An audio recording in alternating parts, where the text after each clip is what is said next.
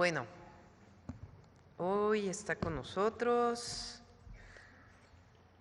Iván Escalante, Procurador Federal del Consumidor, para el Quienes Quieren los Precios, y le pedí ahora a Noemí, que es subsecretaria de Educación Básica, Noemí Juárez, que siempre presenta Mujeres en la Historia, que nos hablara el día de hoy de la bandera nacional, la historia de la bandera y también del evento que vamos a tener a las 10 de la mañana en Campo Marte, porque en esta ocasión se va a transmitir a muchas escuelas. Al mismo tiempo vamos a estar conectados con diversas escuelas de todo el país. Entonces, primero le damos la palabra a Iván y luego a Noemí y luego ya contestamos sus preguntas. Adelante. Y bueno, por supuesto, está Diana Aurora, que presenta al cierre el humanismo mexicano. Gracias, Presidenta. Muy buenos días a todas y a todos. Iniciamos en el Quienes Quieren los Precios agradeciendo a las personas consumidoras que durante la semana nos estuvieron enviando fotografías e información de las estaciones de servicio que se vuelan la barda con los precios. Nos sirve mucho para fortalecer el Quienes Quieren los Precios. Adelante. La semana pasada colocamos 4 lonas con taches visibles en estaciones de servicio en Amozoc, Puebla, en Concepción del Oro, Zacatecas, en Cadereyta, Nuevo León y en el Indio, Nayarit, para orientar a las personas consumidoras a no cargar aquí. Tenemos identificadas muchísimas estaciones que dan precios justos, como vamos a dar la información a continuación. Encontramos como precio justo esta estación, la diagonal de Shell en Puebla, en 22 pesos con 29 centavos. Y miren el promedio de los indicadores de ganancia que manejan estas estaciones que dan los precios justos. Cada vez nos vamos encontrando más, todas estas por cada una de las regiones en las que divide Pemex la distribución del combustible, están en menos de 24 pesos. Por lo tanto, le vamos a dar una palomita. Continuamos con las estaciones que venden mucho más caro. En esta de Pemex en Bahía de Banderas, Nayarit, 26 pesos con 78 centavos. Y miren lo que les estamos diciendo de los indicadores de ganancia. Esta de Petroseven en Monterrey, Nuevo León, ya cada vez son menos las estaciones en Monterrey, pero quisimos destacar esta de 4 pesos con 49 centavos como indicador de ganancia. Esto es, acuérdense lo que gana cada estación de servicio extra por litro. Y todas estas les vamos a poner un tache. Continuamos con el monitoreo de la canasta básica. Recordar que la meta es que ninguna cueste más de 910 pesos. La más barata que encontramos en nuestro monitoreo, Chedraui Campeche, 717 pesos con 70 centavos, palomita. Y la más cara, Walmart Boca del Río en Veracruz, 1,000 pesos con 1,015 pesos. Le vamos a poner un tache. Seguimos 3 ciudades. Atizapán de Zaragoza, Estado de México, la más barata, Chedraui Atizapán, 851 pesos con 40 centavos, palomita. La más cara, Bodega Aurrerá en la Plaza Atizapán, 926 con 60 tache. Aguascalientes, Mega Soriana, 763 pesos con 90 centavos, palomita. Y la más cara, 863 con 45, por debajo de los 910 pesos, por lo tanto también palomita. Walmart Yucatán en Mérida, 772 con 60, palomita. Y otro Walmart, pero este de Campestre, 950 con 50 tache. Ahora les vamos a presentar cuáles son las tiendas de autoservicio que cumplen con el PASIC. En estos monitoreos que hemos estado haciendo, detectamos que Aprecio, Superaqui, La Comer y Smart, el 100% de las tiendas tienen un paquete que está por debajo de los 910 pesos. Chedraui 96%, Soriana 93%, Bodega Aurrerá 75%, Walmart 73% y Ley 71%. Cada vez son más las tiendas que tienen que manejan una canasta básica de menos de 910 pesos. Quien de plano no tiene canastas básicas por debajo de los 910, con todo y que firmaron el PASIC, son esta de H-E-B. Adelante, por favor. Continuamos monitoreando por instrucción de la presidenta el precio de la tortilla de tortillería, 602 es nuestra muestra, continúa más o menos dentro del mismo promedio, 23 pesos con 49 centavos. Detectamos estas tres que están en 18 pesos en Tlaxcala, Saltillo y Puebla y les vamos a poner una palomita. Y estas entre 32 y 28 pesos en Hermosillo, Campeche y La Paz les vamos a poner un tache. Continuamos. En la revista del consumidor damos información muy importante para todas y para todas mes con mes. Aquí les quiero poner para que consulten un estudio de calidad muy importante que se hizo de licuadoras de inmersión y quisiera destacar que estas dos marcas fueron las mejor calificadas. Pasaron muy bien pruebas de molido, de ruido, pruebas de licuado y pruebas de seguridad, pero miren la diferencia de precio. Y es más o menos las mismas características, pero con una diferencia de precio de 3,441 pesos. Esto se los comento para que puedan consultar el estudio completo en la página de internet y tomar una mejor decisión al momento de adquirir este y otros electrodomésticos. Seguimos. Tenemos muy buenas noticias para las personas que les gusta asistir a eventos y a festivales. A partir de la pregunta del reportero de Publímetro de la semana pasada, revisamos que el banco que le da la marca a este sistema en festivales y eventos solo actúa como patrocinador, por lo que llamamos de inmediato a UCESA y llegamos al acuerdo que en los eventos y festivales en los que ellos operan, Gran Premio de la Ciudad de México, NASCAR, los festivales EDC que acaba de ser el fin de semana, Vive Latino, Tecate Emblema, Arre, Corona Capital y Flow Fest, ya no venderán el dispositivo cashless, ya no cobrarán comisión por precarga y ya no cobrarán comisión por retorno de dinero. Adelante, por favor. Finalizamos con los consejos Profeco de la semana. 1, infórmate sobre las marcas de gasolina regular que se vuelan la barda. Sí hay proveedores que tienen precios justos. 2, conoce las cadenas de supermercados que sí cumplen con el acuerdo de ofrecer una canasta básica en menos de 910 pesos. 3, consulta el estudio de calidad de licuadoras de inmersión en la revista del consumidor de febrero. Puedes ahorrar mucho. Elige informado. 4, recuerda en los festivales y eventos no deben cobrarte para ejercer tu derecho al consumo. Nuestras redes sociales y nuestra página de internet. Muchas gracias, muy buenos días. Noemí. Muy buenos días a todas y a todos. Es un gusto saludarles al inicio de la semana. Como bien menciona la presidenta, la doctora Claudia Sheinbaum Pardo, el día de hoy se llevará a cabo un evento simultáneo en en una parte importante de las escuelas de nuestras entidades federativas. Es una transmisión simultánea en el que se les va a entregar banderas a escuelas de distintos niveles de educación básica. Aquí en Ciudad de México se llevará a cabo en Campo Marte a las 10 de la mañana y en otras entidades, por ejemplo en Guerrero, pues es muy importante que se realice en Iguala, ¿no? Uno de los espacios más simbólicos de nuestra bandera nacional. El día de hoy, 24 de febrero, de acuerdo con la ley sobre el escudo, la bandera y el himno nacionales, estos tres elementos constituyen a nuestros símbolos patrios y nos dan identidad como mexicanas y mexicanos, pues representan la historia de los pueblos y de los valores nacionales. Pensemos en los colores que conforman nuestra bandera.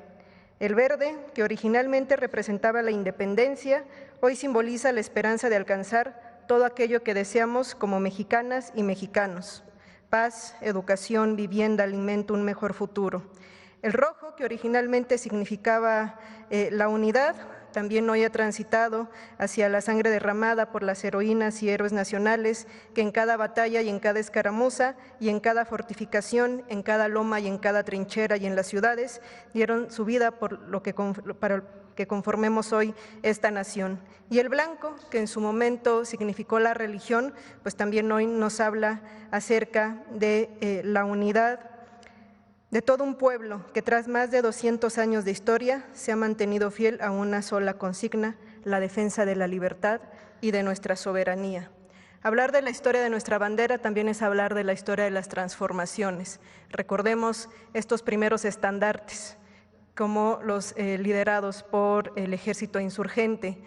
la bandera doliente, el estandarte doliente de Miguel Hidalgo, yo creo que es uno muy, muy simbólico, las de José María Morelos y Pavón, pero si hablamos de las características de nuestra bandera como la conocemos actualmente, pues tenemos su primer antecedente en esta bandera del Ejército Trigarante de 1821, en febrero, en Iguala, que fue el sastre y barbero José Magdaleno Campo quien tuvo a bien su diseño. En ese momento la bandera, las columnas eran de manera diagonal, con una estrella dorada al centro, y todavía los colores no son como los conocemos actualmente.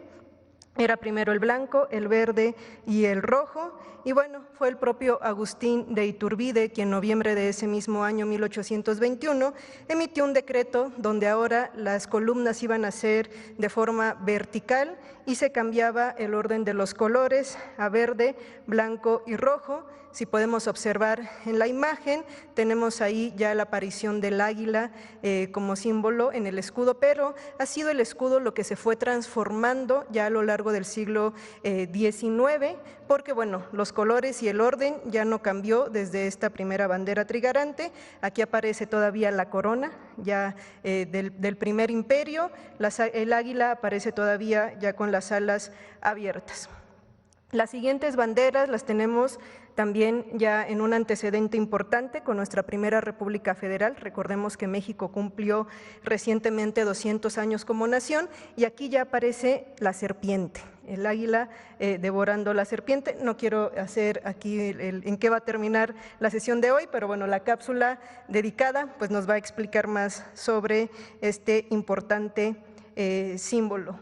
Durante todo el siglo XIX, como les mencionaba, no van a cambiar ni los colores ni la forma de nuestra bandera, pero sí el escudo. Va a ir transitando a el águila como la conocemos el día de hoy, que ya es de forma vertical. Si ustedes se dan cuenta, durante todo el siglo XIX todavía aparece con las águilas abiertas, se le van a ir agregando algunos símbolos, por ejemplo, vean con todo el ornamento. La siguiente bandera que va a aparecer es la del Porfiriato, donde se le integran ya laureles.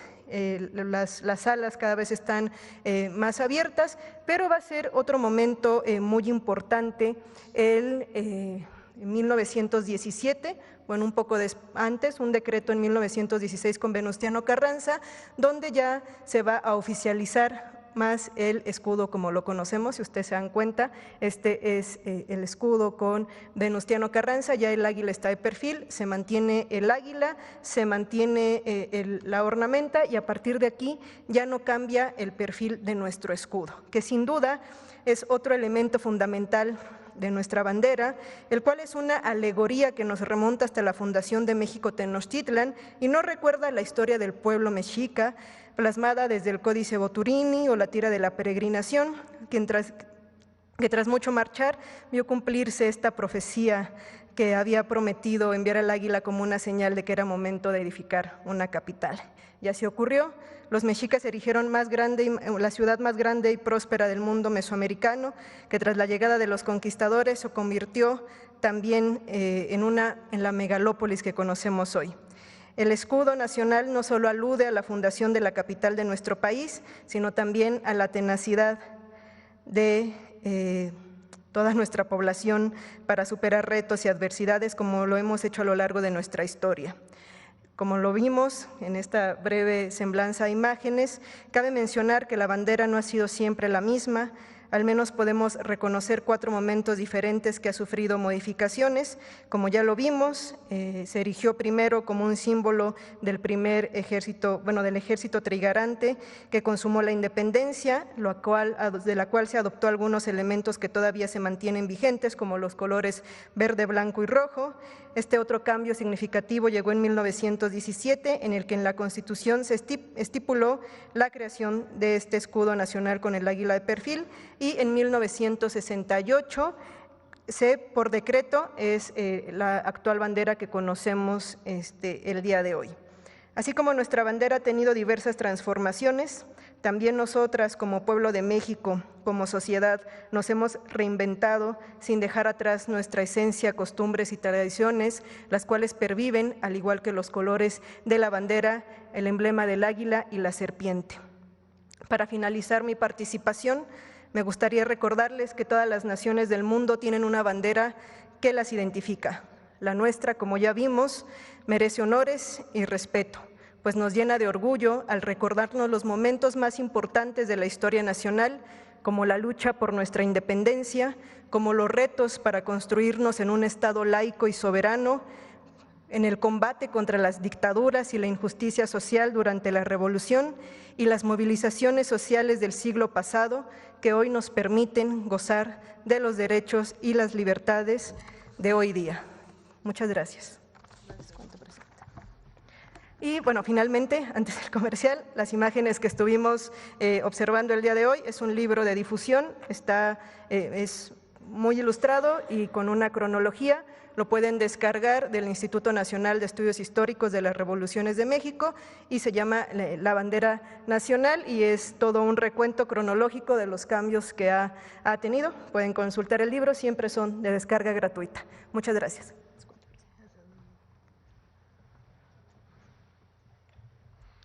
Bueno, 24 de febrero, Día de la Bandera. Vamos con las preguntas. A ver, ¿por dónde empezamos? A ver, por acá.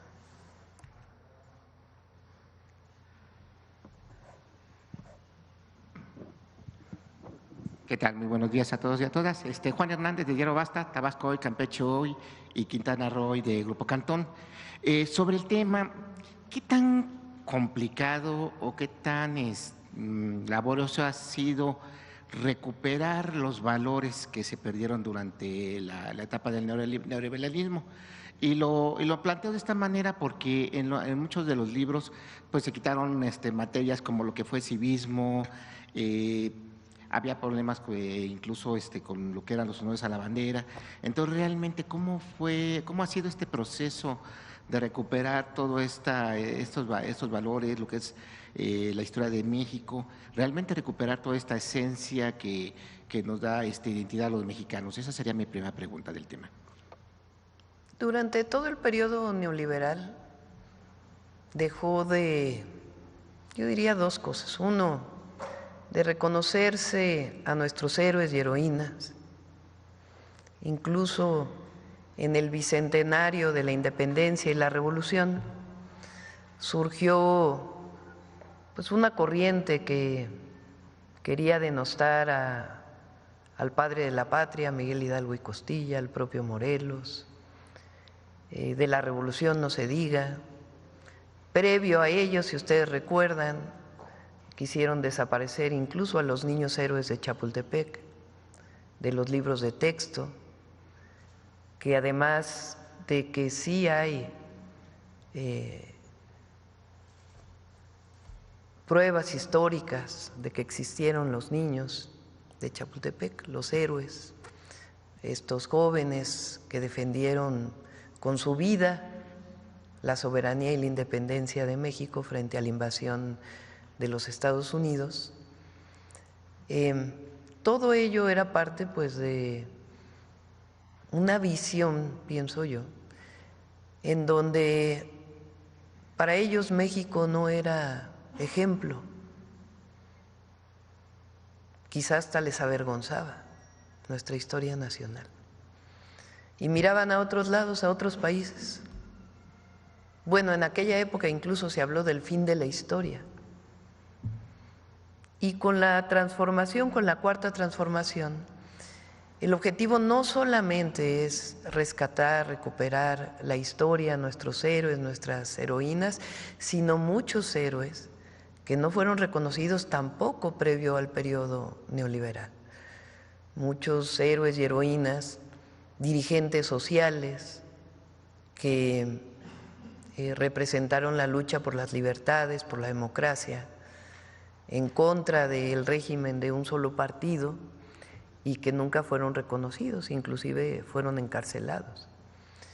Entonces nos corresponde recuperar el valor, la historia de nuestro país, la memoria histórica, recuperar y reconocer los pueblos originarios previo a la llegada o a la invasión de los españoles, antes después los 300 años de colonia, Entonces, recuperar el origen y recuperar también la historia desde la independencia hasta la fecha. Y también durante la época de la colonia, que hubo muchísimas héroes valerosos que pelearon por la defensa de nuestro México.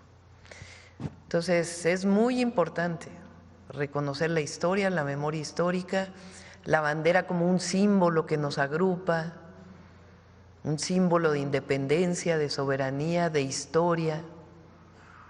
Yo creo que todos cuando vemos la bandera pensamos en aquella historia de los niños héroes, pero también, fíjense, la primera vez que aparece el águila sobre un nopal o una nopalera es con Morelos. No tenía los tres colores, el verde, blanco y rojo, pero tenía al águila sobre un nopal. Si uno piensa, Morelos es un gran personaje de nuestra historia. Él escribe los sentimientos de la nación, pero en este símbolo, de alguna manera, es como reconocer que para que México sea independiente, tiene que reconocer también su legado histórico de los pueblos originarios. Y entonces recupera la historia de los mexicas y Huitzilopochtli y lo que significaba que llegara ese pueblo a esta zona con esta historia de que llegan a un lugar en donde hay un águila devorando una serpiente encima de un nopal. Entonces es un símbolo muy grande la bandera, y hoy recuperar nuestra historia y sentirnos orgullosos de ser mexicanos y mexicanas. Se puede decir que con la llegada de la 4T no solamente hay una revelación de las conciencias, sino también es una reivindicación de lo que es la historia y el pueblo de México. Es que la revolución de las conciencias tiene que ver con la historia. Un pueblo que no conoce su historia difícilmente puede mantener, procurar y luchar por su independencia y soberanía. Gracias. En una segunda pregunta, doctora. Pues todo este fin de semana, el bloque opositor, contrarios a lo que es su gobierno, pues se dieron vuelo con el tema del abogado de Juan Pablo Penilla Rodríguez, donde, intentando relacionarlo con su gobierno, con Morena, incluso con otros gobiernos, muestran una foto de un reconocimiento que le fue otorgado en San Lázaro, y pues todo esto pues se lo atribuyen a su partido, pero ya conforme va pasando el tiempo, pues van saliendo algunas cosas a flote, ¿no? Una de ellas es de que esta foto que fue mencionada fue hecha en una premiación en una legislatura pasada. Esto fue a petición de la entonces diputada del PAN, María Teresa Castel, que le otorgó un reconocimiento a Juan Pablo Penilla Rodríguez como embajador internacional por la paz. Esto pues en el Salón de Legisladores del Palacio Legislativo. Pero más allá de todo esto, me gustaría conocer su opinión referente precisamente a cómo han estado utilizando la figura de este abogado, en donde él ya sale a desmentir que no ha tenido ninguna relación con el Mayo Zambada, y también incluso sus abogados también han mencionado esto. Todo eso lo han utilizado pues para empañar su gobierno, pero pues para hacer ver algo que no es. Conocer su opinión sobre esto. Sí. Primero, no conozco a la persona, pero sí es importante aclararlo, porque sale una fotografía ahí en donde ni sé exactamente en qué lugares, pero en la campaña, en los recorridos que hace uno por el país, pues se saca uno fotografías con muchísima gente. Tan solo en este fin de semana, viernes, sábado y domingo, pues han de haber sido, no sé, 2,000 fotografías, 3,000 fotografías, 4,000 de muchísima gente que se acerca a tomarse una fotografía, y cuando uno está en territorio pues no sabe uno exactamente con quién se toma una fotografía. Lo importante aquí es decir, subrayar, garantizarle al pueblo de México que nosotros no establecemos relaciones de complicidad ni de contubernio con nadie, Y que si hay una carpeta de investigación, una investigación de la Fiscalía, que investigue y se lleve a las últimas consecuencias con quien sea. Porque nosotros tenemos que defender un proyecto de nación honesto, honrado, que se sustenta en el no mentir, no robar y no traicionar al pueblo. Entonces eso es muy importante, primero que nada. Segundo, pues no sabemos también quién es esta persona. Y ahora resulta que esta persona fue premiado por el PAN, ¿no? Por una diputada, entiendo, del PAN. Así es. Entonces, pero lo más importante, aquí no se establecen relaciones de complicidad con nadie. Como decía Juárez, nada ni nadie por encima de la ley. Y eso es lo que nos da fuerza, lo que nos da autoridad. Entonces eso por encima de todo. Y si hay investigaciones contra esta persona u otra persona cualquiera, que proceda siempre las fiscalías estatales o la Fiscalía General de la República. Digo, le preguntaba eso porque al final de cuentas todo el fin de semana lo estuvieron pues sí, utilizando redes sociales, se activaron los hashtags. Pero fíjense que no tiene, hay un equipo que nos ayuda a ver cuánto de la red X sobre todo son bots. Los bots son cuentas generadas artificialmente que replican una noticia para hacerlo tendencia. En X una tendencia pues es de cuántas veces y qué tan rápido se repite un hashtag, una frase, Entonces, ¿qué es lo que hacen en esta red? Compran cuentas y hay empresas que se dedican a este pues trabajo que no es muy loable que digamos, ¿verdad? En donde se inventan cuentas y entonces empiezan a subir de manera automática a la red. Entonces, de un estudio que hicimos, 70% eran bots de este fin de semana. Y casualmente son los mismos bots de narcopresidente, narcocandidata, que se utilizaron en su momento. Entonces, es una realidad virtual esa. No tiene nada que ver con lo que piensa la gente. Ya cada vez influye menos esa red social, por lo menos en México. Cada vez tiene menos seguidores, menos impacto y menos las tendencias en esa red. ¿Por qué? Pues porque son falsas. Si fueran reales, si fueran personas que están escribiendo en la red, pues entonces tendría su impacto, ¿no? Pero cuando son 70% de bots, pues qué impacto puede tener, es algo ficticio. Entonces, nosotros representamos un proyecto de nación que ha decidido el pueblo de México apoyar. Hoy sale una encuesta en el Universal, a ver si la ponen. No por nada digo ahí, es una dedicatoria a los adversarios. Ah, yo le iba a mostrar otra encuesta también. Y un agradecimiento a la gente.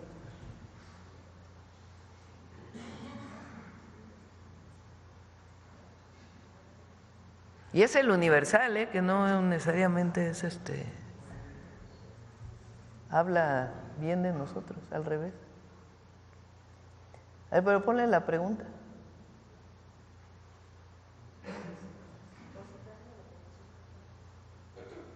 La primera pregunta. La primerita gráfica.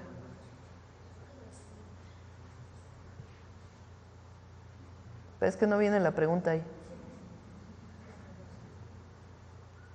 A ver, léanle la pregunta, ¿qué dice exactamente? Es que en la otra lámina, en la primera, ahí viene tal cual que preguntar. ¿Usted aprueba o reprueba el trabajo que está haciendo Claudia Sheinbaum como presidenta de la República? ¿Aprueba mucho algo? 80%. ¿Reprueba mucho algo? 11%.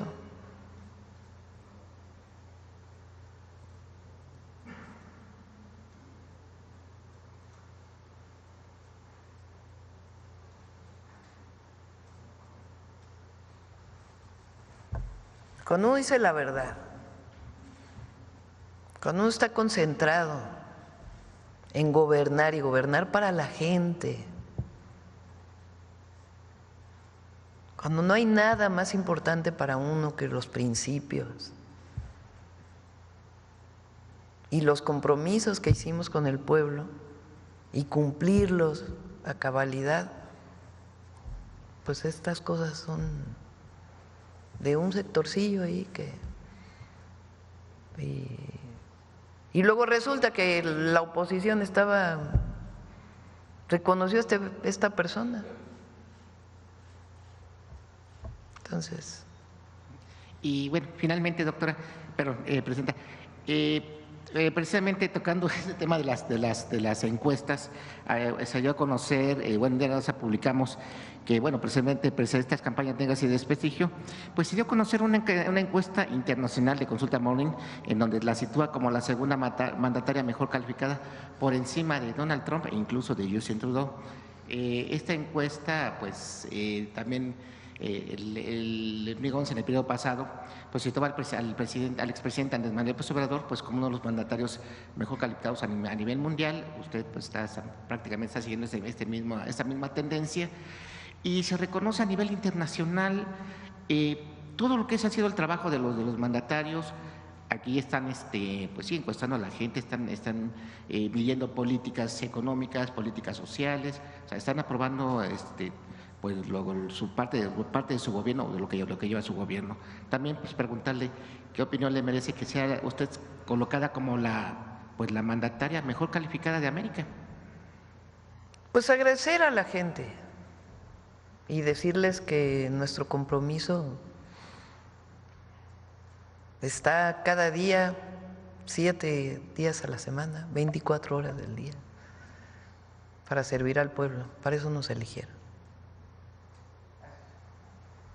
Muy bien, por acá y luego acá.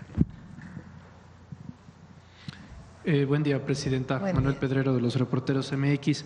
Andando un poco en la pregunta del compañero, quien empezó a circular esta versión acerca del abogado fue el viernes, milimétricamente para que se desarrollara el fin de semana, Anabel Hernández. Sí. ¿Esto significa algo para usted? Pues el presidente López Obrador habló mucho de esta persona, ¿no?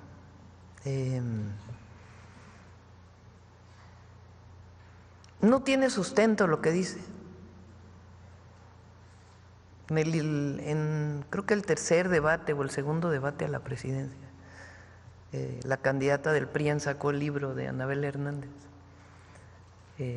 porque tiene un último capítulo ahí que son unos inventos, pero unos inventos, que no tiene sustento, no tiene base, nada. Y yo le dije, pues mejor, ¿por qué no leemos ciencia ficción, porque es un libro de ficción? Fíjense, esta persona es el testigo principal para que el juez de Barandilla del caso Ayotzinapa esté en los Estados Unidos. Una persona que tiene mucho que decir, porque hay pruebas de que ahí estuvieron algunos de los muchachos. ¿Qué tiene que hacer ella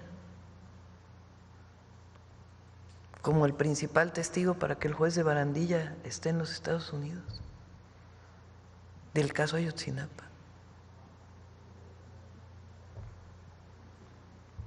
Entonces, ella pues ha establecido una forma de periodismo, pues que no es periodismo, es ficción. Entonces, no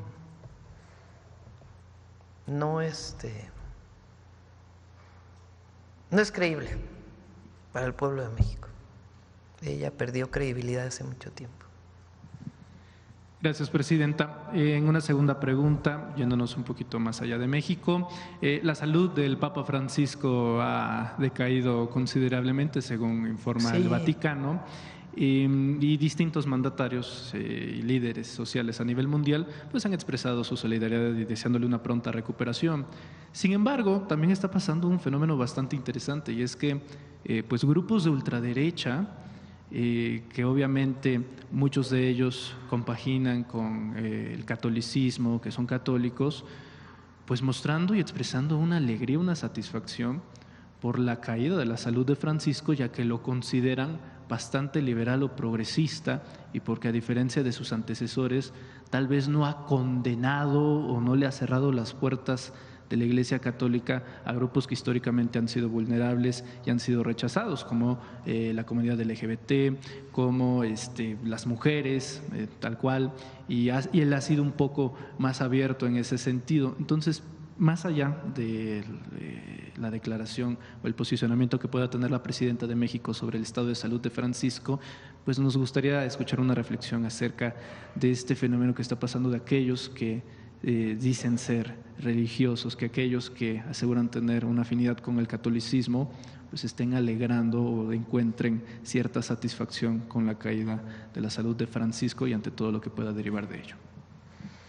El Papa Francisco es un humanista, como lo escribía en el mensaje que escribí en mis redes sociales.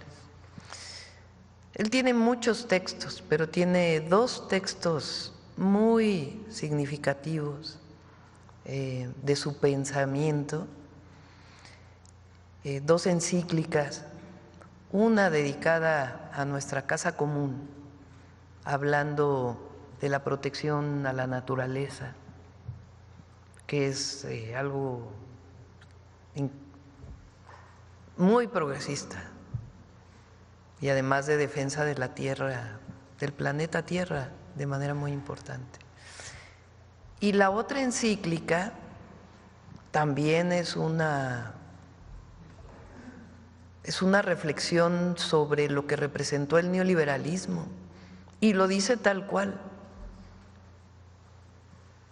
A ver si cuando fui en la campaña a la reunión del episcopado, leí un texto, a ver si lo tienen por ahí, donde cito dos partes de esa encíclica del Papa Francisco, que habla pues justamente del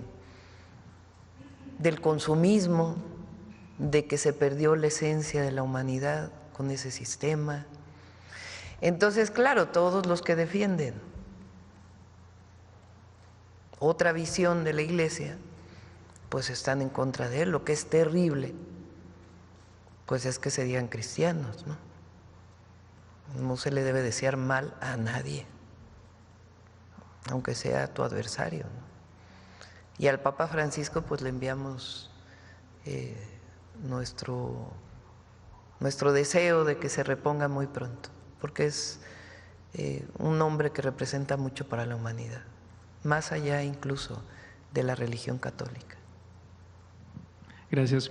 Y para finalizar, la semana pasada, ya que hablaban de la importancia de preservar las lenguas indígenas, las lenguas originarias, aquí en la Ciudad de México sucede algo interesante. La jefa de gobierno planteó la idea de que en las secundarias se empezase una materia de náhuatl para aproximadamente unas 70 secundarias. Y esto generó una serie de comentarios, obviamente la gran mayoría vinculados a simpatizantes del conservadurismo y de la oposición, en las que señalaban de que no tenían ninguna especie de utilidad enseñar lenguas originarias, náhuatl, para ser precisos, porque en las empresas pues no es importante, no es un requisito. En empresas estadounidenses, ¿quién te va a pedir hablar náhuatl? No te piden hablar inglés. Entonces, preguntarle su posición acerca de este asunto como representante del Estado mexicano, ¿cuál es el interés del gobierno, naturalmente, en preservar, en conservar, pero sobre todo para las nuevas generaciones en tener muy presente el tema de las lenguas originarias, los dialectos y demás en la educación pública, Presidenta? Mantener las lenguas es mantener la historia y mantener la identidad de la nación. Eso en primer lugar.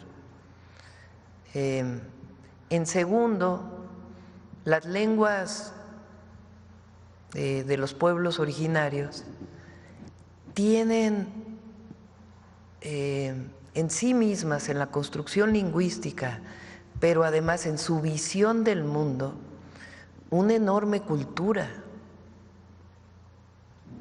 Si desaparece una lengua, desaparece parte del conocimiento universal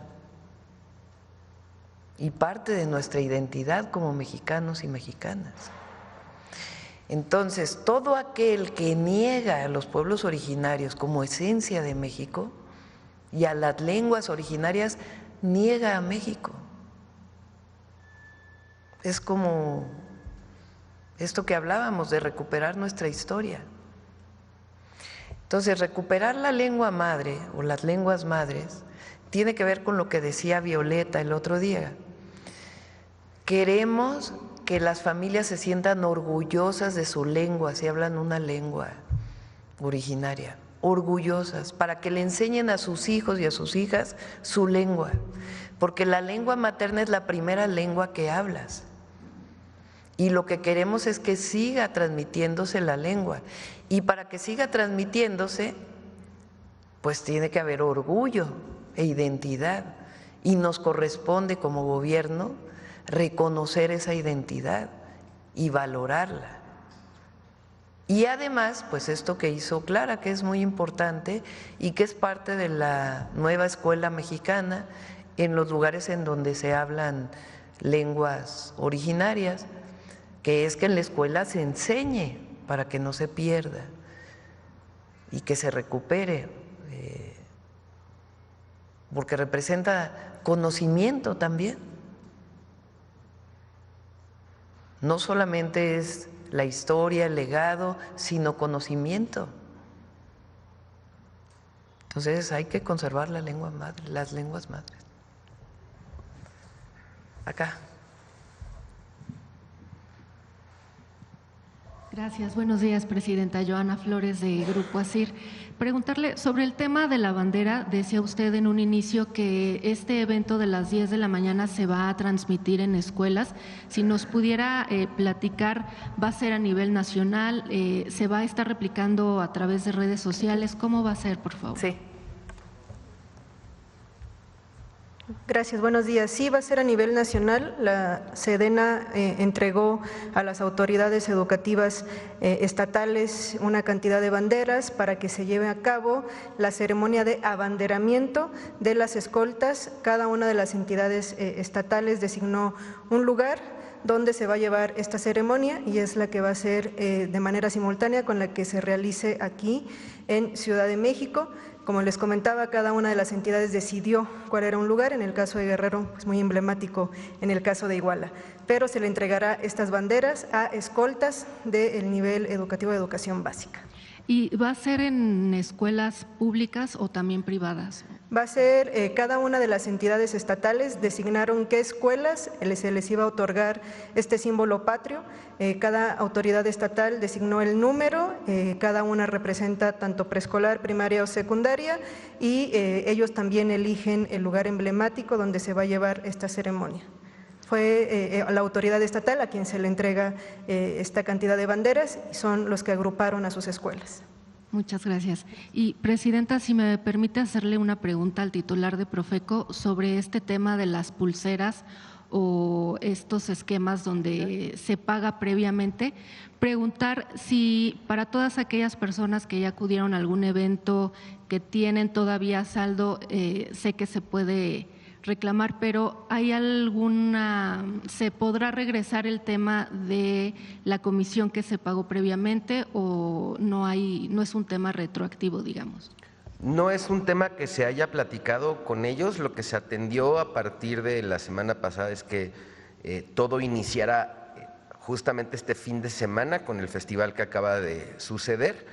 Es como la primera vez. Lo que ellos nos dijeron era que ya estaban poco a poco retirando algunos cobros, mientras que hace unos 3 o 4 años cobraban por el cashless, por la precarga y por la devolución, ya habían estado retirando algunos. Y nosotros hicimos con el equipo una investigación, que fue la que les mostramos, en donde efectivamente algunos festivales y algunos eventos ya no cobraban alguno de estos conceptos. Entonces, lo que se habló fue que de aquí en adelante y hay un tiempo que tienen las personas para hacer esta reclamación. Entiendo que es posterior a 10 días y después el sistema tiene un tiempo para también devolverlo. Lo que nosotros pedimos fuera que se redujera este tiempo porque luego podía llegar a ser hasta después de 10 días. Entonces, la idea es que sea a partir de este fin de semana que pasó hacia adelante los eventos que siguen. Y también, bueno, este fin de semana en otro tema, en Monterrey hubo un tema en el Parque Fundidora, si nos pudiera platicar qué fue lo que ocurrió, si ya en este momento hay algún responsable y saber si hay un número determinado de personas que fueron defraudadas por este espectáculo que no ocurrió. Sí, lo detectamos a partir de una queja de una consumidora en X la semana pasada. Nosotros no teníamos como que no iba a suceder el evento, inmediatamente nos pusimos en contacto con la gente del Parque Fundidora. Lo que sucedía es que estaban anunciando en una cuenta de boletaje una exposición inmersiva sobre el Titanic. Normal, y además ya ha estado en otros lugares del mundo esta misma experiencia, entonces no se nos hizo nada raro. Pero nos alerta una queja, solo tenemos una queja de una consumidora. De inmediato la contactamos, personalmente la contacté, me explicó cómo estaba todo, contactamos tanto a la boletera como al lugar, al Parque Fundidora. Ninguno de los dos, bueno, la boletera sí tenía información, pero no tenía mucho más de lo que en el contrato tenía con la empresa. Entonces, ¿qué estamos haciendo? Ahorita estamos buscando a la empresa organizadora. Ya la boletera le devolvió por lo pronto el 90% a la consumidora, tiene que devolverle el 10 más una retribución que marca la ley. Ya estamos también en esa gestión, pero justamente lo que estamos haciendo ahorita es ubicando pues al promotor, porque el Parque Fundidora no tenía ni idea. Entonces, hacemos un llamado, y aprovecho tu pregunta, Joana, gracias, hacemos un llamado a todas las personas que hayan adquirido estos boletos y que hayan sido pues finalmente defraudadas, porque el evento no sucedió, que nos contacten, nos busquen y nosotros les vamos a ayudar. Muchas gracias. Y, Presidenta, si me permite también darle a conocer, en Grupo ASIR hemos estado siguiendo un caso sobre un grupo de personas muy amplio, son decenas, que fueron defraudadas por una empresa denominada Sinergia, que es una empresa que se dedica a remates bancarios, los ofrece obviamente a costos muy atractivos, piden un enganche de entre 200,000, 300,000 pesos. Hay casos que datan del 2018 en los que pues no hay ni inmueble y tampoco se les regresa el dinero. La persona, el representante legal de esta empresa, pues prácticamente se burla de las personas diciendo, pues presenta tu denuncia, no va a pasar nada. Efectivamente hay denuncias penales en un ministerio público en la alcaldía Cuauhtémoc, donde no ha habido avances. Este grupo de personas ya tuvo recepción en jefatura de gobierno, donde se les va a dar apoyo, pero también quisieran estas personas pues hacerles saber su caso, saber qué opina y si pudieran tener un apoyo por parte del Gobierno de México. Sí, buscamos que si es un fraude deben devolver el dinero a todos los que fueron víctimas de este fraude. Entonces sí, con gusto les ayudamos. Presidenta, y saber precisamente ¿qué pueden hacer las personas para no caer en este tipo de engaños, sobre todo los remates bancarios que son muy atractivos y que no, cómo pueden tener ellos la certeza de que están haciendo pues un negocio, un contrato verdadero y no van a caer en una trampa? Pues vamos a pedirle aquí a Iván que se ponga en contacto, quizá es con el de los bancos, ¿cómo se llama? Con Ducef. Lo buscamos con varias instituciones del Gobierno de México y se lo encargo aquí que coordine Iván para que se ponga en contacto con ellos y además con Seguridad Ciudadana para que si es un fraude pues se bajen todas estas páginas que están generando esta condición. Gracias, Presidenta. Y también otro tema que también hemos dado seguimiento en Grupo ASIR por 2 años, ya ve que nos gusta dar seguimiento, como el Hospital Coajimalpa. Bueno, en Grupo ASIR nuestro compañero… Bueno, tú lograste que se hiciera el Hospital Coajimalpa. Muchas gracias. No, bueno, usted también me ayudó mucho. Presidenta. Todas las semanas que estábamos en la conferencia de la jefatura de gobierno, nos preguntaba qué pasó con el hospital Coajimalpa. Era una buena presión para que se terminara rápido. Muchas gracias, Presidenta.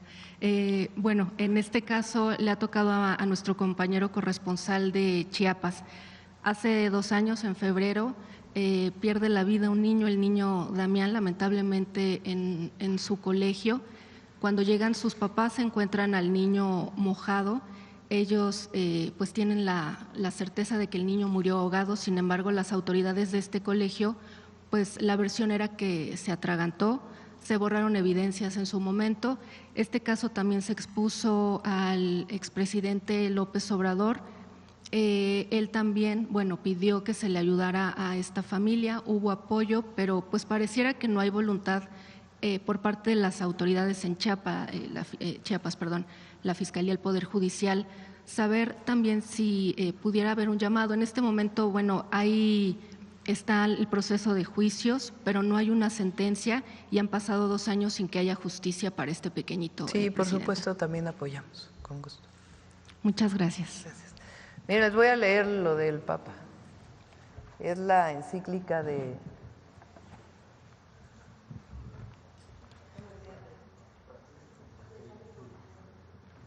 Fratelli Tutti. No, pero a ver, adelante. Fíjense, en el punto 127, es la encíclica del Papa Francisco, Fratelli Tutti. Pero si se acepta el gran principio de los derechos que brotan del solo hecho de poseer la inalienable dignidad humana, es posible aceptar el desafío de soñar y pensar en otra humanidad. Es posible anhelar un planeta que asegure tierra, techo y trabajo para todos. Este es el verdadero camino de la paz y no la estrategia carente de sentido y corta de miras de sembrar temor y desconfianza ante amenazas externas. Porque la paz real y duradera solo es posible desde una ética global de solidaridad y cooperación al servicio de un futuro plasmado por la interdependencia y la corresponsabilidad entre toda la familia humana. Esta, miren, buenísima. El mercado solo no resuelve todo para los trasnochados neoliberales. Aunque otra vez nos quieran hacer creer este dogma de fe neoliberal. Es escrito del Papa Francisco. Se trata de un pensamiento pobre, repetitivo, que propone siempre las mismas recetas frente a cualquier desafío que se presente.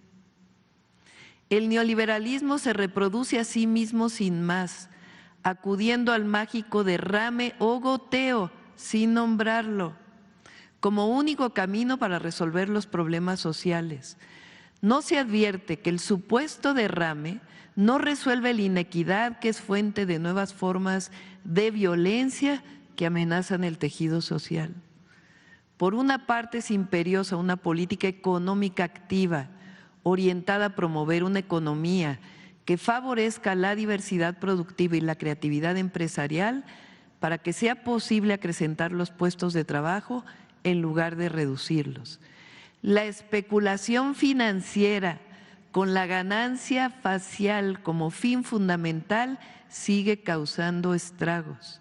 Por otra parte, sin formas internas de solidaridad y de confianza recíproca, el mercado no puede cumplir plenamente su propia función económica. Hoy precisamente esta confianza ha fallado. El fin de la historia no fue tal, palabras del Papa Francisco.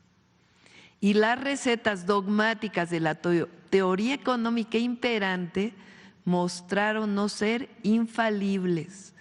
La fragilidad de los sistemas mundiales frente a las pandemias ha evidenciado que no todo se resuelve con la libertad del mercado y que además de rehabilitar una sana política que no esté sometida al dictado de las finanzas, tenemos que volver a llevar la dignidad humana al centro y que sobre ese pilar se construyan las estructuras sociales alternativas que necesitamos. Voy a leer el último. La procura, punto 233, la procura de la amistad social no implica solamente el acercamiento entre grupos sociales distanciados a partir de algún periodo conflictivo de la historia, sino también la búsqueda de un reencuentro con los sectores más empobrecidos y vulnerables. La paz no solo es ausencia de guerra, sino el compromiso incansable, especialmente de aquellos que ocupamos un cargo de más amplia responsabilidad, de reconocer, garantizar y reconstruir concretamente la dignidad tantas veces olvidada o ignorada de hermanos nuestros para que puedan sentirse los principales protagonistas del destino de su nación. Ya se imaginarán por qué hay algunos que no les gusta el Papa Francisco.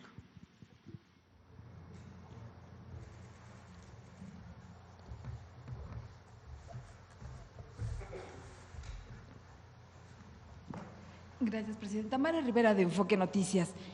Yo quisiera preguntarle, este fin de semana escuchamos y leímos, aprovechan los bancos, el sector, todos los sectores a hacer análisis, sobre todo expectativas de lo que viene, pero particularmente hubo del sector político algunos señalamientos en el sentido de que no cayera usted en el chantaje, en este caso de la carta del Mayo Zambada, considerándose como una persona cualquiera, cuando pues todavía no es cualquiera, no es cualquier persona, pero esto coincide también con no caer, por su parte le aconsejan en este chantaje, también en las amenazas de Trump que fueron recrudecidas, ahora ya quiere abarcar estas aranceles al sector de los automóviles, semiconductores, farmacéuticos. Entonces, un panorama que leen los analistas también del sector económico como pues difícil de centrar la atención a los problemas que hay, porque esto podría incluso complicar a su gobierno con el objetivo de la meta que se tiene de disminuir el déficit público del 2% del PIB, cuando están saliendo programas a lo mejor coyunturales, por ejemplo, el trasladar a 10,000 del personal militar pues a la frontera.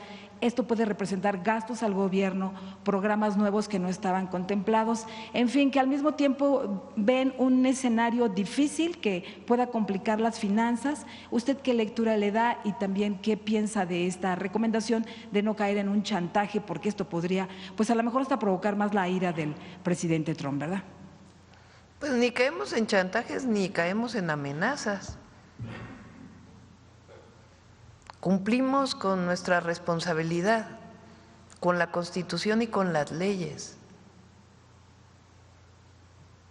Frente a una situación como esta, ¿a dónde va uno?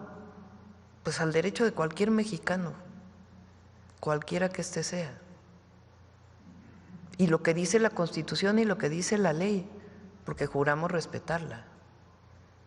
Entonces no es ni caer en chantajes, ni caer en amenazas, ni caer en lo que diga un periódico o lo que diga el otro o lo que recomiende un analista financiero. Nosotros cumplimos con la ley y eso es lo que debemos hacer y para eso está la Fiscalía y para eso los protocolos de la Secretaría de Relaciones Exteriores y lo que debe hacerse. Ahora, somos muy responsables. No tiene nada que ver con el déficit y con caer en irresponsabilidades en el uso de los recursos públicos. Ya presentamos aquí el viernes los ingresos al erario público gracias a la gente. Pusimos una meta alta de recaudación este año. Bajamos el déficit de 5.9 a 3.9, 2 puntos del PIB. Se dice fácil, 2 puntos del PIB son casi 700,000 millones de pesos. Y además recaudamos en enero más de lo que planeamos. y estamos haciendo un ejercicio responsable de los recursos cumpliendo con nuestros compromisos. Entonces no le veo relación de una cosa con otra. Y la presidenta, los gobernadores, los legisladores, y ojalá fuera así también con los jueces, pues deben cumplir con la ley. Algunos no. En lo que había ofrecido el día de mañana por parte del Gabinete de Seguridad, de si en este caso del caso de Mayo Zambada, se valoraría esta situación de que pueda, o sea, se nos diría mañana si se puede o no seguir con la defensa o lo que pide él, que sea repatriado, porque sí suena un poco chantaje de que si no me pueden repatriar va a haber un colapso. Es importante algo, la Fiscalía y el Fiscal General de la República aquí mismo ha expresado varias veces. Revisen los días que ha estado el fiscal, lo que hizo desde el primer momento hasta la fecha. Entonces, no tiene que ver con una carta que se envió o no. Claro que si envía una carta a cualquier mexicano, pues tiene que responderse. Eso así es, pues está establecido en el 8º constitucional. Y hay protocolos. Y lo que ha hecho la Fiscalía viene de mucho antes, y mañana pues que lo explique el fiscal, qué es lo que han estado haciendo ellos. Sí, porque quizás este tema del colapso que él anticipa, pues también pueda ser pues una herramienta. ¿Ustedes creen que nosotros vamos a hacer política o vamos a gobernar con eso? Pues no.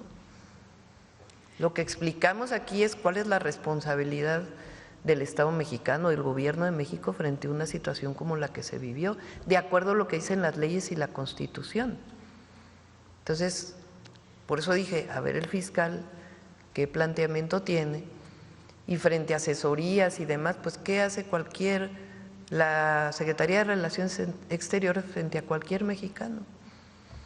Entonces, a eso tenemos que remitirnos, no a una opinión subjetiva o una carta de amenazas, pues no. Y en el tema entonces de lo que pueda representar una presión a los ingresos, el traslado de militares y todo esto que pueda incluso irse incrementando, está contemplado. No hay más. Y además hay obligaciones que tenemos que cumplir y las cumplimos, y eso no quiere decir que haya un mal uso de los recursos. Okay. Ya por último, Presidenta, a pesar del decreto presidencial de enero respecto a prohibir esto de los vapeadores, cigarros electrónicos, pues la verdad es que hemos visto que estos se venden así abiertamente. No sé, Profeco, si tenga operativos contemplados o si esto tenga que ver también con amparos y todo esto a lo que acudieron, pero lo cierto es que no se ha cumplido este decreto, se siguen vendiendo abiertamente vapeadores, pero ahora hasta con la consigna de que ya hay uno que no produce cáncer, que incluso tiene el 90% de su contenido magnífico para la salud. O sea, el caso es de que no se cumple este decreto, se están vendiendo estos en farmacias, en los Oxxos, en tiendas de conveniencia. Pues no sé si tenga que ver esto con los amparos o por qué unos sí y otros no se están vendiendo en el mercado. Tiene que salir la ley secundaria, que ya está trabajando la Consejería Jurídica, y a partir de ahí, pues, las fiscalías, las instituciones que les corresponda, pues tienen que hacer su trabajo. ¿Eso no hay tiempo? No, ya tiene que estar muy pronto. Okay. Gracias. Tiene que ver con las penas frente a alguien que venda algo que está prohibido en la Constitución. No, ni siquiera estamos metidos en eso. Por eso repito, es un asunto de la Fiscalía, que nos tiene que explicar qué es lo que ellos tienen y que han estado investigando. Sí. Muchas gracias. Buenos días a todas y todos, Presidenta. Buenos días, Julio Sánchez de UNO TV. Yo quiero abordar varios temas que tienen que ver con la relación con los Estados Unidos y en primera instancia una de las preocupaciones es el tema del fentanilo. Quisiera preguntar si tiene en el gobierno información sobre el consumo de estas drogas o sustancias en nuestro país y cuál sería, digamos, pues el balance a diferencia de lo que ocurre en los Estados Unidos, que allá dicen hay una crisis de salud pública. Sí tenemos información, se hizo una encuesta digamos que no coincide la tendencia con lo que venía antes, entonces va a ser una nueva encuesta con el Instituto Nacional de Salud Pública, un análisis, una investigación. Hay distintas informaciones que tenemos. Uno de ellos es de los centros de atención del, ¿cómo se llama? Centros de integración juvenil. ¿Será? Centros de integración juvenil. No sé si está por ahí, a ver si la tienen. En esa es de las personas que reciben, a lo mejor no es tan representativa, pero sí es una imagen, digamos, de lo que está pasando. En el caso del fentanilo, aunque hay, no es una droga que su consumo se esté incrementando en nuestro país. Hay un problema con metanfetaminas, que ya estamos preparando la campaña y todo lo que tiene que ver con ello. Aún así, de todas maneras, el nivel de consumo de drogas en México es mucho menor que el nivel de consumo en los Estados Unidos, que fue esto de la segunda conversación que tuve con el presidente Trump. Hemos tenido 3 llamadas de teléfono, 2 previas a que asumiera la presidencia ya como presidente electo y la última que tuvimos ya como presidente en la Casa Blanca Constitucional. En la segunda llamada justamente hablamos del tráfico de fentanilo, en la tercera también, pero en la segunda fue donde él hace este reconocimiento de que yo le planteé la campaña que estamos haciendo contra el consumo de fentanilo. Y también lo que le planteé, que es cierto, le dije es que en México nos protegemos, hay valores. Yo creo que el hecho de que los jóvenes permanezcan más tiempo con las familias en México ayuda a que estén pendientes los padres y madres de familia del consumo. Y Estados Unidos tiene un problema grave de consumo. Se han reducido las muertes por consumo de fentanilo. No es muy claro si es porque se consume menos o porque hay un nuevo medicamento que evita que haya muerte cuando hay una sobredosis. Quizá tienen que ver las dos. Ellos tienen que analizar en Estados Unidos lo que está ocurriendo. Y vamos a hacer una nueva encuesta nacional para poder saber en dónde estamos y actuar. ¿Esa encuesta cuándo se va a hacer este mismo año? Con el Instituto Nacional de Salud Pública.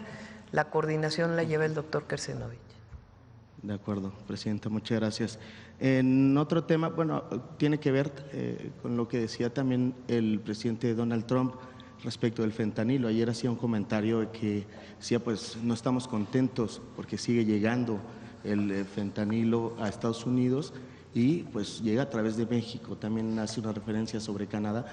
¿Qué decirle hoy al presidente a unos días, digamos, de que se cumple este plazo y es una de sus exigencias? Sí, una de los temas que es muy importante y que estamos planteando nosotros es que tiene que hacerse una revisión de por dónde entran los precursores y en todo caso dónde se fabrica el fentanilo y las propias pastillas, que es la forma más común de venderlas. A ver, yo pregunto, ¿entra por Estados Unidos los precursores?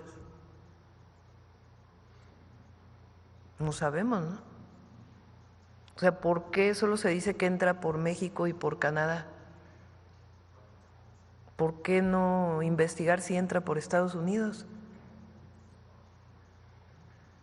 ¿Dónde se fabrican los precursores? ¿Cómo hablamos con los países que fabrican los precursores para que tengan controles en la fabricación de los precursores? ¿Por dónde se mueve? ¿Cómo llega?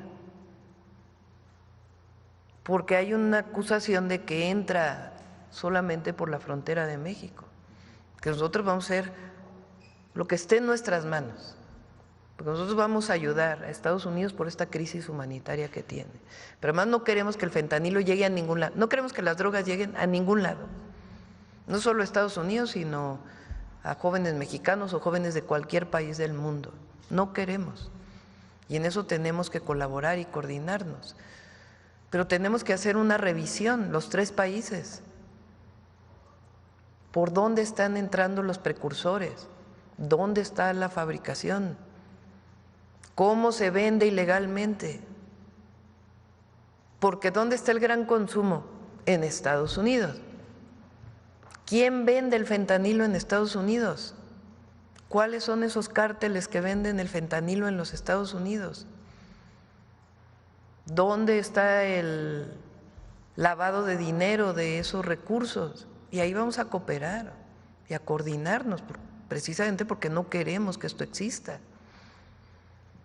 Pero también ahí ponemos una parte en donde todos tenemos que atender el consumo de las drogas con una visión de salud pública.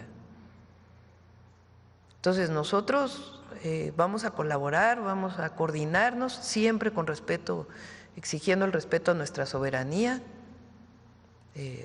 y estamos haciendo nuestro trabajo también para disminuir los índices de inseguridad y de delitos de alto impacto que hay en nuestro país vinculado con el tráfico de drogas, o producción y tráfico de drogas. Pero entre los tres países tenemos que hacer este análisis, a ver tanta inteligencia que hay. Pues vamos averiguando, ¿no? Por dónde sale, por dónde entra, dónde se fabrica, cómo se distribuye. Y eso nos va a dar mucha información para que cada quien en su país actúe de manera coordinada. Entonces, eso es lo que estamos planteando y es parte de los acuerdos que estamos teniendo en estas conversaciones, que esperamos pues que esta misma semana, que es el lunes, ¿el lunes qué día es? Es 3, ¿no? Sí, o sea, este viernes pues necesitaríamos estar llegando ya a acuerdos importantes, ¿no? Estaría, si es necesario, buscando otra llamada por teléfono con el presidente Trump, lo que haga falta pues para llegar a un acuerdo. Veremos a ese presidente Trump conforme se acerca la fecha, pues con estas posturas, ¿no? A diferencia de la semana pasada. Pues como digo, él tiene su forma de comunicar. Entonces, más bien nosotros nos guiamos por la colaboración y la coordinación que estamos teniendo y los grupos de trabajo que han estado trabajando. Ha habido varias llamadas de teléfono. En el caso comercial, el secretario Ebrard estuvo en Washington. Entonces, en todos los temas hay comunicación y lo que necesitamos pues es cerrar este acuerdo, que yo creo que estamos en condiciones de hacerlo. De acuerdo, Presidenta. Ya la última, y agradezco mucho sus respuestas. Preguntarle el tema del Mayo Zambada. Decía usted que si envían cartas, algún ciudadano que pueda estar en algún proceso, se da respuesta. En este sentido, en este contexto, ya se entró con acciones consulares con el Mayo Zambada y algún acercamiento con su equipo legal. ¿Se ha platicado con él al respecto, dado que él insiste? ¿Con quién? Con el equipo del Mayo Zambada. No, se contesta por carta, cuando hay una petición por carta, cuando llega al consulado, como debe ser, pues es así. Pero además quiero decirles, esta persona tiene órdenes de aprehensión en México. Sí. O sea, porque ahí los adversarios y los pseudoperiodistas andan diciendo que los protegemos. Pues ¿cómo? Aquí tienen órdenes de aprehensión. El asunto es cómo se llevan las cosas, que tienen que estar en el marco de la ley, de la Constitución y de las relaciones internacionales. Pero aquí nadie protege a un delincuente, nadie. O sea, tienen que enfrentar él y otras personas que hayan cometido delitos, pues tienen que enfrentarse a la justicia en México o en otros países. El asunto es cómo se llevó el proceso y cómo se contesta a estas peticiones. Pues en el marco de la ley. Así. Claro, pero entonces, si ya hubo una respuesta a su se equipo, están poniendo de acuerdo la Fiscalía con… que es parte que hace Sí, la y hay Fiscalía. protocolos de cómo se contesta y no hay, digamos, nada fuera de lo normal. Es parte de la protección que, digamos, se brinda por parte de México frente a una situación así de un mexicano en el extranjero, por ejemplo. Todos tienen derecho a apoyo consular, siempre, e incluso cuando nosotros no tenemos pena de muerte, además no creemos en ello. Cuando hay un mexicano o mexicana que tiene, estoy poniendo el ejemplo, no es el caso ahora, Claro. pero para cualquier mexicano o mexicana se le da apoyo consular en el caso de que esté sometido a un juicio en donde la resolución que pide un juez es penal, en el marco de la Constitución. De acuerdo, y por último, si tuviera la actualización de personas que han sido deportadas o traídas a México sí, desde cómo no. que A ver si llegó. ponen Muchas gracias, esta ahí, presidente. si la tienen. Mira, este es elaboración propia con información del Sistema de Información Epidemiológica del consumo de drogas de los centros de integración juvenil. El verde es cannabis, el rojo punteado son metanfetaminas, el azul es alcohol y luego ya vienen más abajo tabaco, cocaína, crack. No aparece aquí ni siquiera el fentanilo, ¿no?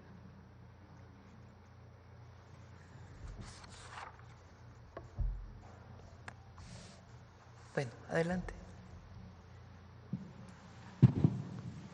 Gracias, presidenta. Muy buenos días. Rocío Jardines, de W Radio y Teleurban.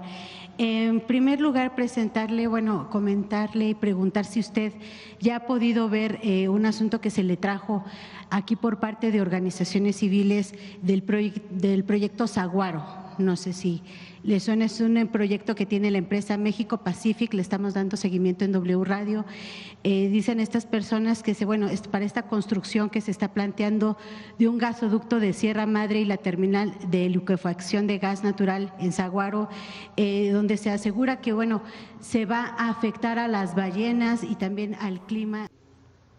Desde saber que existe el proyecto, y lo está viendo la Secretaría de Medio Ambiente y Recursos Naturales. Ellos pues tendrán que hacer un análisis profundo con manifestaciones de impacto ambiental para saber si es viable o no es viable. Todavía no se determina entonces. No. Gracias, presidenta.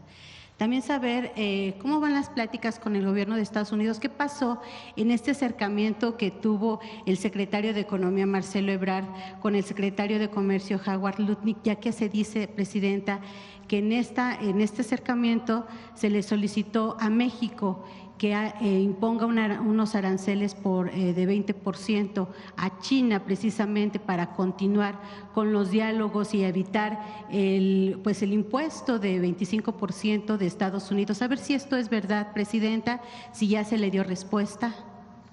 Tuvieron una primera reunión y lo que acordaron es seguir trabajando esta semana.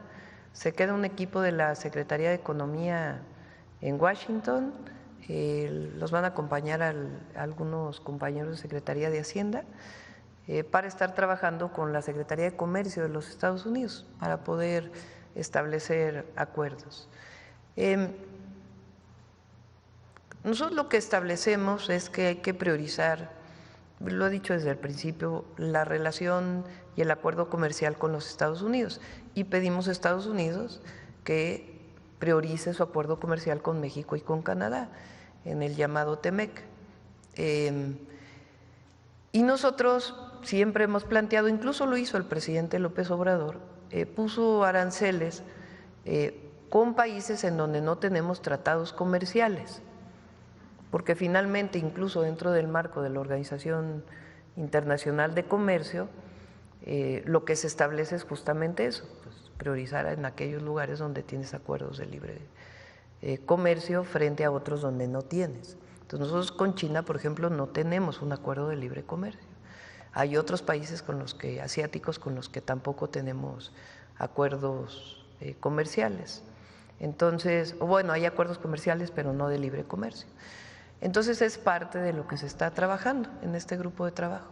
¿Pero México aceptaría esta condicionante de Estados Unidos, presidenta? Pues es que no es condicionante de Estados Unidos. El asunto es llegar a un acuerdo que permita proteger y garantizar que no haya aranceles entre nuestros países, que continúe el acuerdo comercial y en todo caso inicie la revisión del tratado comercial que tiene su fecha en el 2026 y que puede iniciar ahora, darle prioridad a este acuerdo comercial y en todo caso ver cómo entre los tres países nos fortalecemos frente a otras regiones del mundo. Eso es lo que hemos estado planteando desde el primer día que llegamos a la presidencia, es parte también del proyecto que ya tenía el presidente López Obrador, y en ese sentido no planteamos en particular China, sino aquellos países con los que no tenemos acuerdo comercial. Entonces, es algo que incluso en la conversación que tuve con el presidente de China en el G20 se lo planteé. Por supuesto que con China pues hay una relación cultural, de tiempo y de muchos otros temas. En el tema comercial se lo comenté, nosotros tenemos el tratado comercial con Estados Unidos y esa es una de nuestras prioridades. Gracias, presidente. Y por último, nada más saber unas precisiones sobre este tema de este abogado Juan Pablo Penilla. Lo dijo a través de un comunicado la dirigente de Morena, que se buscó en la base de datos del partido, no se encontró relación porque se señalaba que había tenido pues relación directamente con la campaña de usted en 2024. Se niega esto, sin embargo, pues hubo unos documentos que presentó Jorge Triana, el panista, donde pues sí se veía una firma del gobernador de Tamaulipas, Américo Villarreal, donde pues lo llevaba entre sus asesores. Después él negó, dijo que bueno, se eliminó de inmediato, sin embargo, bueno, la firma ahí está.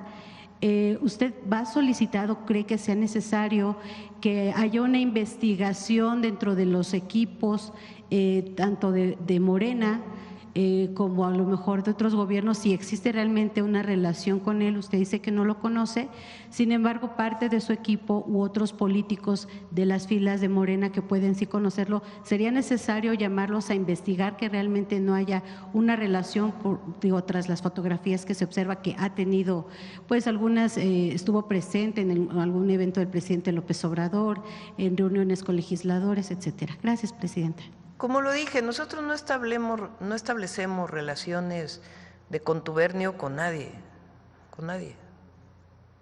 Y si la Fiscalía investiga, que investigue hasta cualquier persona.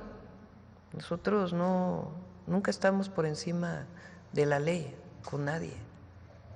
Entonces no establecemos ninguna relación ni de complicidad, ni de contubernio con nadie. Si la Fiscalía tiene que investigar, que investigue. Contestó el gobernador de Tamaulipas, contestó también Luisa María Alcalde, y resultó aparte que además pues fue premiado por una legisladora del PAN. O sea, entonces, pues, si hay algo que investigar, que se investigue. Bueno, creo que ya cerramos porque vamos aquí, la última. Buenos días, presidenta. Víctor Bárcenas, Radio Educación. Preguntarle, ya la parte de la elección judicial avanza con la consolidación de la impresión de las boletas y esta reunión que mantuvieron directivos del INE, la presidenta junto con la secretaria de Gobernación y el titular de la Secretaría de Seguridad Ciudadana para consolidar la seguridad del propio proceso. ¿Qué expectativas ve usted respecto de esta elección, si ya no hay obstáculos que puedan afectar el desempeño que pueda tener esta elección para que se lleve a cabo por primera vez en el país? Y además, si ya usted llamaría a los participantes, a los candidatas a estos cargos de elección a tener un comportamiento a la altura del proceso mismo, ¿algún mensaje que tendría para ellos? Pues que participe mucha gente, que todos los mexicanos y mexicanas salgamos a votar el 1 de junio. Ya no hay Ayer dije que va a ser el día de la democracia. Pero ya no hay obstáculos entonces para la propia elección como tal. No, ninguno. Ya incluso, de veras no le pregunté a Rosicela hoy que cómo son las boletas. La vi ahí que estaba en una fotografía con con las boletas, que estuvo en una reunión con los consejeros y consejeras del INE. Entonces ya el 1 de junio y todos a salir a participar, a ejercer nuestro derecho a elegir por primera vez al Poder Judicial. En el asunto del Mayo Zambada, ¿existirá algún tipo de disyuntiva respecto de si se queda ya y no es extraditado a México? El temor de que pueda vincular algún tipo de relación de la clase política en algunos niveles de gobierno con el narcotráfico y que estas informaciones afecten la imagen del gobierno federal? Pues nosotros no tenemos temor de nada de eso, porque no establecemos relaciones de contubernio con nadie. Y que se actúe en el marco de la ley y la Constitución. O sea, todos aquellos que están diciendo es que está cediendo ante amenazas y está, no sé, no. Es la ley y la Constitución lo que tiene que marcar en este y en todo. Y las convicciones de que debe cumplirse. Entonces, ya que nos platique el fiscal y ya que en su momento lo que haga la Secretaría de Relaciones Exteriores con base en sus protocolos y lo que siempre ha hecho y lo que está en el marco de la ley, pues ya que se establezca. Finalmente, presidente, le pregunto en relación a la elección en Alemania, ganó la ultraderecha con Friedrich Merz. ¿Qué importancia tiene que una oleada contraria al pensamiento que ustedes manifiestan de izquierda gane más poder en un entorno global? Bueno, hay que ver cómo van a quedar las coaliciones ahí primero, ¿no? Que es un gobierno parlamentario, ¿no? Entonces se tienen que hacer coaliciones para poder definir. Ahora, pues obviamente mejor hay que seguirlas, una visión humanista. La medida que hay una visión humanista que deje atrás el racismo, el clasismo y que construya sobre la base de la igualdad, entonces vamos a tener un mundo mejor. Gracias, presidenta. Gracias a todas y a todos. Vamos con Humanismo Mexicano.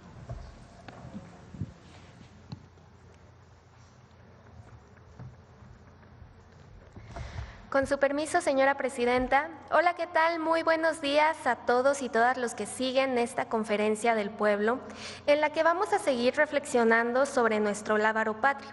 Y para ello me gustaría comenzar platicándoles un poco del escudo de nuestra bandera, el cual proviene de un poderoso símbolo del México antiguo. Verán, esta conocida imagen para todos nosotros del águila parada sobre un nopal se remonta a mucho tiempo atrás. Y de hecho la podemos encontrar en diversos códices que narran la fundación de Tenochtitlan, como el Durán y el Mendocino, pero también en un interesante monolito mexica, conocido como el Teocalli de la Guerra Sagrada, que se encuentra en el Museo Nacional de Antropología e Historia, y les recomiendo mucho que lo visiten porque esta es la representación más antigua de la imagen de nuestro escudo. Este símbolo ancestral fue retomado durante los primeros años de la lucha insurgente y tiempo después colocado en la primera bandera de la nueva nación mexicana. Desde entonces, forma parte fundamental de nuestro lábaro patrio y destaca como un recordatorio del origen indígena de nuestra nación. Así que yo los invito a que vayamos a ver el video que preparamos para todos ustedes el día de hoy, donde vamos a poder apreciar el desarrollo histórico de nuestro lábaro patrio, pero también vamos a poder aprender acerca de algunos otros referentes del México antiguo que son interesantes y que debemos mantener en nuestra memoria. La bandera nacional es el símbolo que representa la identidad y la unidad de la nación mexicana. Representa nuestros orígenes, los valores y la historia del pueblo mexicano para construir una patria libre, independiente y soberana. En el México antiguo ya se utilizaban las insignias pantli, que permitía ubicar calpulis, barrios, altépetls, ciudades, gobernantes, sacerdotes, señores de la guerra y comerciantes. En la bandera actual, la tradición prehispánica está representada por el águila devorando a la serpiente. Esta representación simboliza el origen mítico de México Tenochtitlan. Los mexicas debían asentarse según la petición de su dios Huitzilopochtli, en donde encontraran esta imagen. El águila representa al sol, la serpiente la fertilidad de la tierra y el nopal el árbol cósmico que ordena al universo. La conquista y colonización española quiso borrar este símbolo de identidad mexica y sustituirlo por figuras y símbolos españoles. Sin embargo, los indígenas, los mestizos, las castas e incluso los criollos mantuvieron su identificación con la raíz indígena de la fundación de la ciudad y libraron una lucha sostenida contra la simbología española durante toda la etapa colonial. La permanencia de esta raíz indígena se juntó con el otro gran símbolo de la identidad de la población novohispana, la Virgen de Guadalupe, la Virgen Morena protectora de los indígenas. Así, durante la independencia, nuestra primera transformación, se izó el estandarte de la Virgen de Guadalupe que portó el cura Hidalgo el 16 de septiembre de 1810. Por su parte, Morelos fue el primero en incluir el símbolo mexica del águila y el nopal en el centro de su bandera, utilizada desde agosto de 1812 con la palabra unión. Después de 11 años de guerra, en 1821 pudo consumarse la independencia. La bandera del primer imperio mexicano es una bandera tricolor.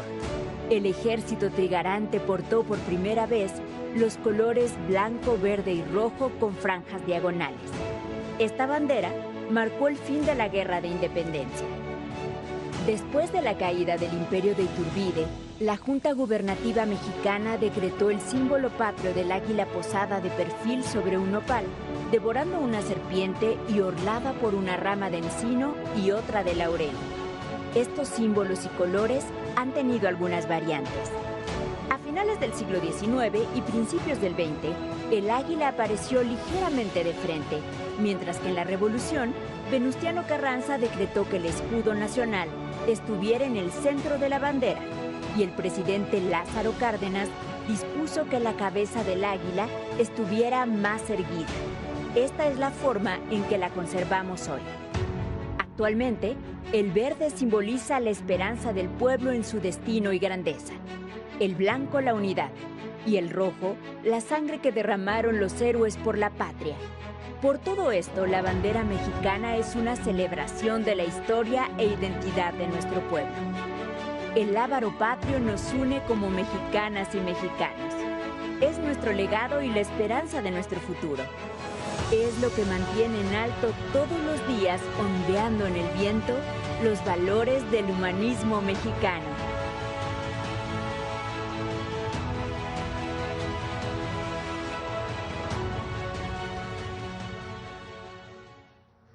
Bueno, pues como pudimos ver en el video, en la historia de nuestra bandera y de los cambios que se le hicieron a lo largo de los siglos XIX y XX, está el reflejo del propio devenir de México, de sus diferentes épocas, situaciones y aspiraciones. Teniendo esto en mente, creo que vale la pena destacar que a pesar de todas esas modificaciones, en nuestro lábaro patrio prevalecieron elementos esenciales que nos representaron y nos siguen representando como lo que somos. Un país con un pasado ancestral, que tuvo que luchar por alcanzar su propio destino y autodeterminación. Una nación con esperanza en el presente y en el futuro, y sobre todo unida ante la adversidad, hoy más que nunca bajo los principios del humanismo mexicano. Muchas gracias, Presidenta. Gracias, buen día. Nos vemos al rato.